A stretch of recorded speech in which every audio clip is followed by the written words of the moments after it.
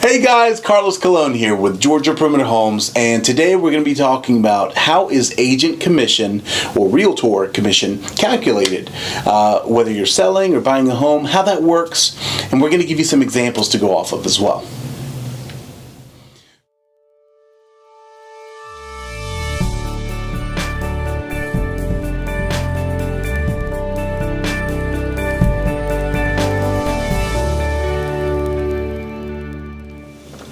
Alright you guys, so this is not a very complicated subject. It just boils down to the understanding on how it's calculated and a couple different ways that it can be done.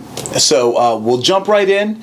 Let's talk about two different examples. One of them, we're going to talk about the flat fee. What flat fee means is basically it's just a dollar amount that's associated to the transaction process.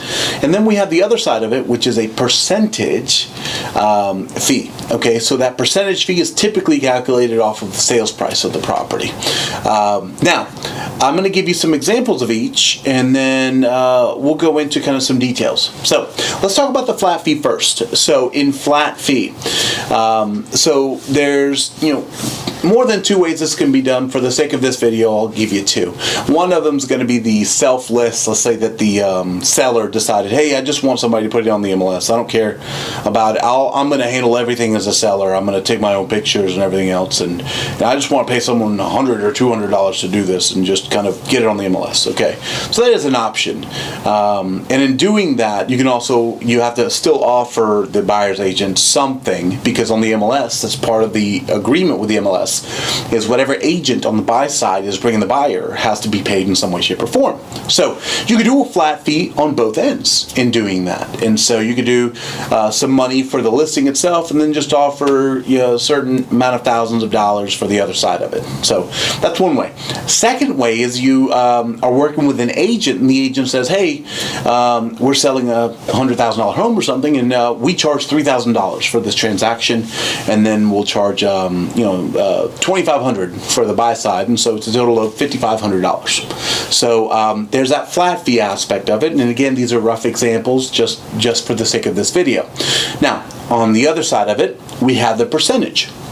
There's two types in this case that we're going to talk about, and it's, for the sake of this video, again, we're going to talk about the sales price that we're associating with it, not the list price. So one of them is the gross sales price, which is, okay, here's the number that we sold the property for. The other, which is typical in investor sales, is the net percentage price, which is what a lot of investors do. Not all, but some.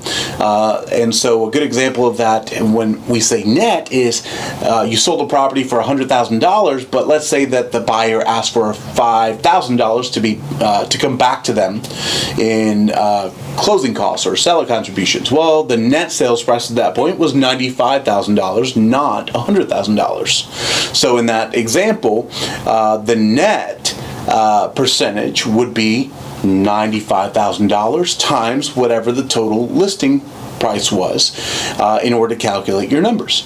Whereas the gross would be $100,000 was the sales price. No matter what seller contributions you agreed to give, that was the gross sales price that's calculated off of that. So those are two different ways to do that percentage. I suppose you could do it off of the list price, but that's not, it's not very common. I've never seen it myself. It's usually based off the sales price itself. It's important to break down the other side of it, which I briefly mentioned in a couple of those examples, which is that the buyer's agent is paid from the listing broker.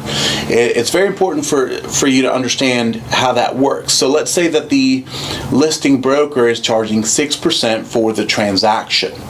The listing broker is the one agreeing to pay the buyer's agent, not the seller.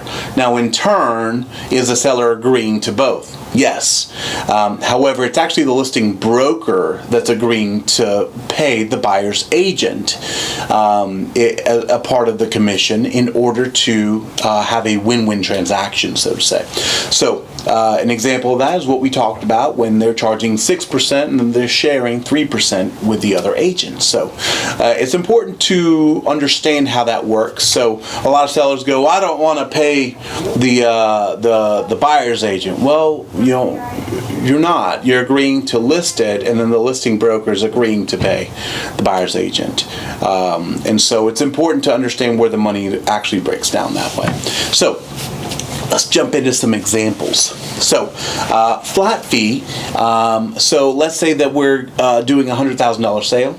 Or we list the property for $100,000. Let's say that we sell it for $90,000. Well, so a flat fee, let's say that the listing broker is only charging $6,000 for the listing fee, and they're sharing $3,000 of those $6,000 with the buyer's agent. Well, in that case, you sold it at $90,000, but the fee is still $6,000 total, and they're sharing half of that with the other brokerage or the buyer's agent.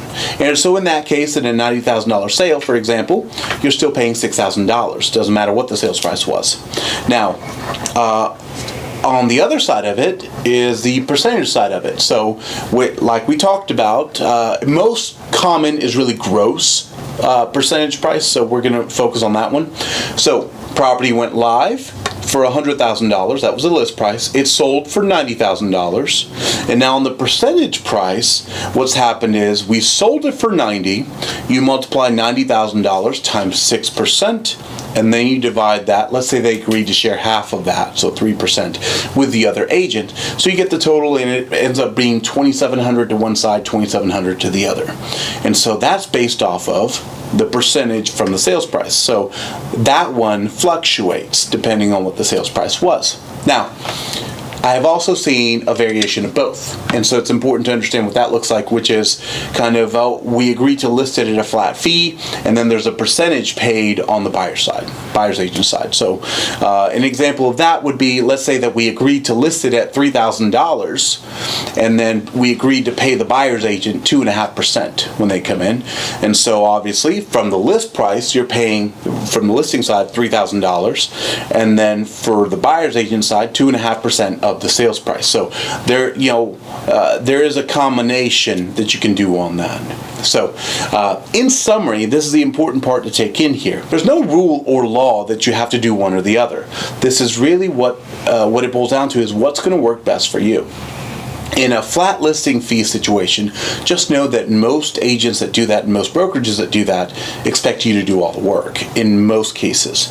Whereas a percentage, you should expect a particular quality, I guess you could say, and experience through the transaction that you wouldn't otherwise have had. And that's making my life easier as a seller is the expectation.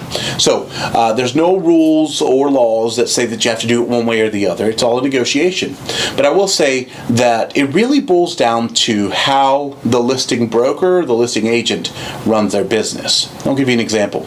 Let's say that you had a $2 million property and you wanted to sell at a flat fee, and you said, Mr. and Mrs. Seller, or Mr. and Mrs. Agent, hey, listen, I just want to pay $3,000 for somebody to put this on the MLS.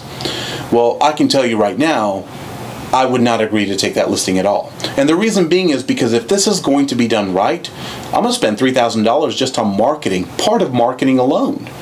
And so it doesn't make any sense to take that listing, because if I run my company that way, I would be bankrupt. So you have to understand that it's all about the property and what's going to be done by that listing broker in order to be able to get your property sold and get this done the right way to net you the most amount of money. So make sure to have those conversations. Make sure to ask questions. There's no harm in asking and also interviewing to find out who's going to do the best job for you. And just like anything in life, cheaper is not always better. It's very important to understand that. It's the way I like to phrase it is, if you want to buy a Mercedes, but you want to pay Honda prices, or cheap Honda prices, it doesn't usually work out that way. You're not going to get the quality of one for the other, for the price of the other. Not typically. It's very, very uncommon. So you get what you pay for. Okay, so if you have any questions about this, or you're looking to buy or sell real estate, please reach out to us. We are the experts in the state of Georgia. Our number is 770-314-1285, or check out our website at www.georgiaperimeterhomes.com. Thanks. Bye.